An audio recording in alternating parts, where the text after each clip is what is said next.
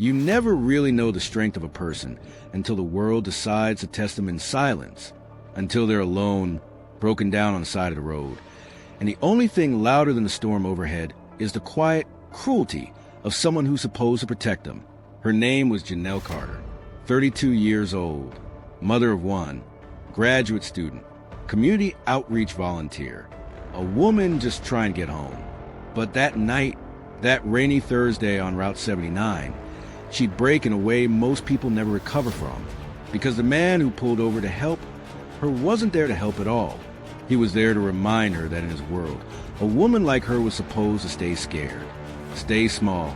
But what he didn't know, what he couldn't see, was a small, blinking red light hidden beneath her dashboard, the camera she'd installed after being harassed just weeks earlier. That quiet witness, it would change everything. Janelle had just left her sister's house. It was late, past 11. Her 9-year-old daughter Maya was asleep in the back seat, bundled up in a purple hoodie, her little head resting against the window. They were halfway home when the car sputtered. The dashboard lights flickered. Then, silence. The engine was dead. She coasted to the side of the road, put on her flashers, and whispered a prayer. No cell reception. No nearby exits. Just trees, rain, and darkness. She didn't panic. She couldn't afford to. She cracked the window, wrapped her coat tighter, and reached into the glove compartment for the emergency power bank, when suddenly, sound of tires crunching gravel. A car pulls up, police radio static. Bright lights flooded her rearview mirror. A squad car. Relief? Only for a second. The door slammed, and out stepped Officer Rick Danner. Tall, lean, mid-40s, buzz-cut mirrored sunglasses at night, and a smirk. Not the kind you give someone in need. The kind that says, "I already decided who you are. Ma'am, is this your vehicle?" The voice was clipped, cold. Janelle nodded, cautiously polite. "Yes, sir. It just stalled. My daughter's asleep. I just need a tow." He cut her off. "You got ID on you?" No warmth. No offer of help. She reached slowly, hands visible, every move cautious. The fear wasn't new. Officer Danner circled the car, shining his flashlight at Maya. "She all right? She's just sleeping, sir." He chuckled, not kindly. Guess the kids used to sleeping through chaos. Janelle's chest tightened. "Excuse me?" she asked, voice trembling. But he'd already turned back to her. "Step out of the vehicle." She hesitated. "It's pouring," she said. "Can I just—" I said step out. Now. Janelle stepped into the mud, her shoes soaking instantly. He made her stand there, cold, shivering, humiliated, as he ran her license. No warrants. No issues. Still, he stalled. "Car registered to you?" "Yes, sir." "Why are you out so late?" "Coming from my sister's." She watched Maya while I was in class. He smirked again. "Studying to be what? A social worker?" "Psychologist," she replied softly. That's when he laughed. Out loud. "Yeah, sure. That's cute." Janelle bit her lip. She wanted to scream, cry, hide, but she remembered the camera. Weeks ago, after an aggressive traffic stop, her cousin, a tech nerd, had installed it behind the dash. Motion activated. Cloud synced. Silently watching. Just in case. Tonight, it would become her greatest ally. Because Officer Danner wasn't done. Not even close. He began questioning her parenting. Said she looked high. Accused her of being hysterical. Then he did the unthinkable. He walked to the passenger side, opened the door, and tried to wake Maya. Janelle ran toward him. "Sir, please, don't touch her. She's just sleeping." He pushed her back forcefully. "You raise your voice at me again, and I'll have you in cuffs." Janelle collapsed to her knees on the wet pavement. Tears mixed with rain. She whispered, "Why are you doing this?" And he said, "I do this for a living, sweetheart. I know your type. Always crying when it's convenient." Then he laughed. When backup arrived 20 minutes later, it was Officer Marisol Green, a young Latina rookie. She saw Janelle, shivering, sobbing, mud-covered. She knew something was wrong. Immediately, she pulled Janelle aside, wrapped a blanket around her, and whispered, "Are you okay?" Janelle didn't answer, but she pointed to the dashboard, the tiny blinking red light. Green took the hint. She asked to view the footage. Danner objected, but by morning it was too late. The footage had already been uploaded.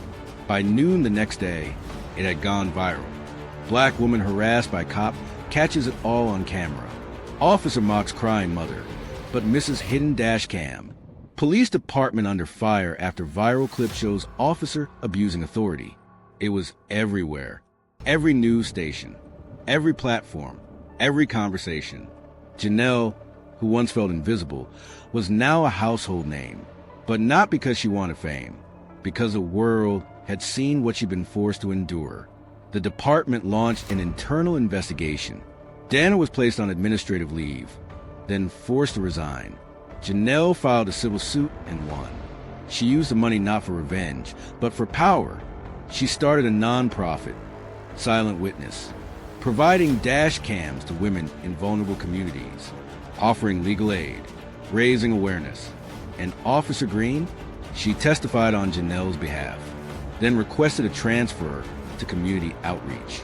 Because of Janelle, because of what she saw. Viral videos don't fix trauma. They don't erase the sound of a man laughing while you cry. They don't make your daughter forget the way you were pushed into the mud. For weeks, Janelle barely slept. Every time she closed her eyes, she saw flashing lights. Every time she walked outside, she worried she'd be stopped again. Not by Danner, he was gone, but the system? The system was still very much in place. Calls poured in from activists, lawyers, journalists, even celebrities. They wanted quotes, interviews, and camera time. Janelle didn't want the spotlight. She wanted a seat at the table. She wanted her story to mean something beyond headlines. But the city? They just wanted the noise to go away. So they offered her a settlement, $350,000. Silence included. But Janelle didn't sign. She didn't want hush money. She wanted structural change. She met with civil rights attorneys, held community meetings, shared her footage not just on social media, but in schools, churches, universities. What happened that night became more than her story. It became a movement. Hashtag Silent Witness wasn't just a hashtag anymore. It became a project, a website, a resource center. The woman they tried to humiliate on the roadside was building something that would outlive all of them. In the weeks that followed, the police department scrambled. Public pressure was unrelenting. Investigations revealed that Officer Danner had a long history of complaints, 12 misconduct allegations, 3 use of force incidents, 0 disciplinary actions. But the dam had broken. Now, everything was on the table. And inside that crumbling system, one voice rose with surprising clarity. Officer Marisol Green. She stood before the Civilian Review Board and gave a statement that silenced the room. I was told on my first day that the uniform should be respected, but what they didn't tell me was that silence in the face of abuse, what truly stains a badge. What happened to Ms. Carter was not a mistake.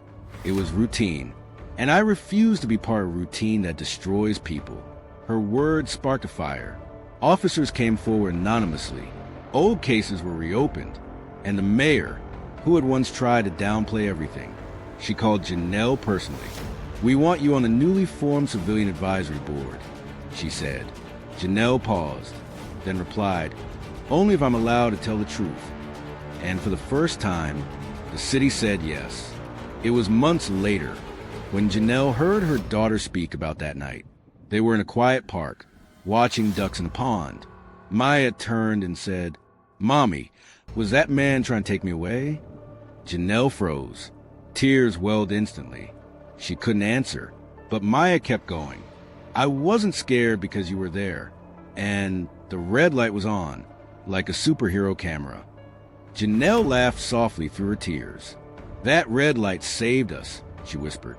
And Maya, without missing a beat, said, "Maybe now it can save other people too." That night, Janelle sat at her desk and began designing the Silent Witness Youth Program. Free camera installations, legal literacy workshops, and trauma counseling for children exposed to police violence. because Maya's innocence deserved protection. And so did every other child in the city. A year later, Janelle stood at a podium, not in protest, not in court, but at a graduation. She had completed her degree, and as part of the ceremony, she was asked to give the keynote.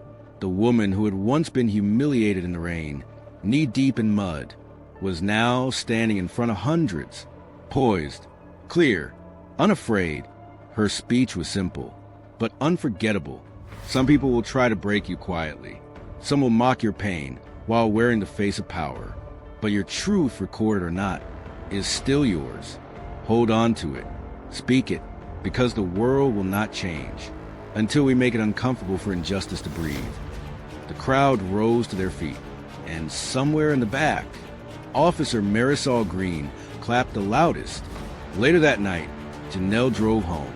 Her daughter, now 10, sat beside her, and as they pulled into their driveway, the dashboard light blinked red once more, not because of fear, but because safety, real safety, means being ready, always, just in case. Because justice isn't a destination, it's a decision. You see, people like Officer Danner expect silence. They expect fear. But sometimes, justice hides in the smallest places.